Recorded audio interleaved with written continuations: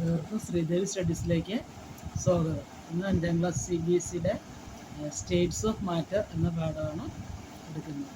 അതായത് ദ്രവ്യത്തിൻ്റെ അവസ്ഥകൾ, inter conversion of states of matter, ദ്രവ്യത്തിൻ്റെ അവസ്ഥകളുടെ പരിവർത്തനം.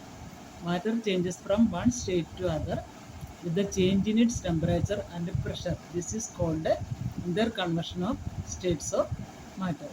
അതായത് പദാർത്ഥങ്ങളോ ഒരവസ്ഥയിൽ നിന്ന് വേറൊരവസ്ഥയിലേക്ക് മാറും. ഇതിൻ്റെ ഊഷ്മാവും പ്രഷറിലും മാറ്റം വരും.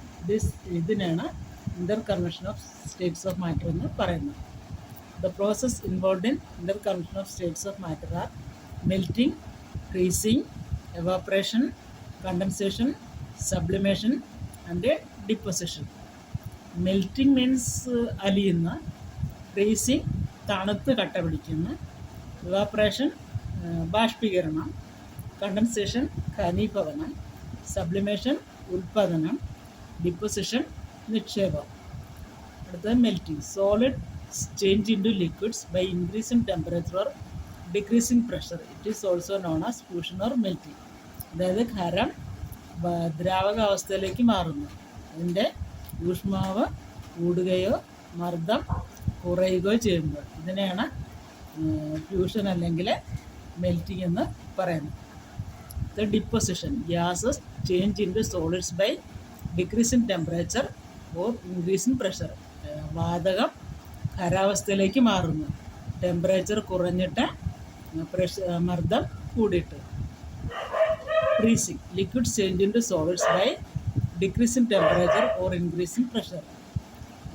ദ്രാവകം ഖരാവസ്ഥയിലേക്ക് മാറുന്നു, ഇതിൻ്റെ ഊഷ്മാവ് കൂടിയിട്ട് മർദ്ദം കുറഞ്ഞിട്ട്. Next condensation. Gases change into liquids by decreasing temperature or increasing pressure. Gases അതായത് വാതകം ദ്രാവകാവസ്ഥയിലേക്ക് മാറുന്നു, ഇതിൻ്റെ ഊഷ്മാവ് അഥവാ ചൂട് കൂടിയിട്ട് മർദ്ദം കുറഞ്ഞിട്ട്.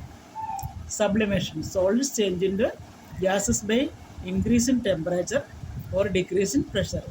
ഖരം വാതകാവസ്ഥയിലേക്ക് മാറുന്നതിൻ്റെ ഊഷ്മാവ് കൂടുകയും മർദ്ദം കുറയുകയും ചെയ്യുമ്പോൾ. Evaporation. Liquids change into gases by increasing temperature or decreasing pressure.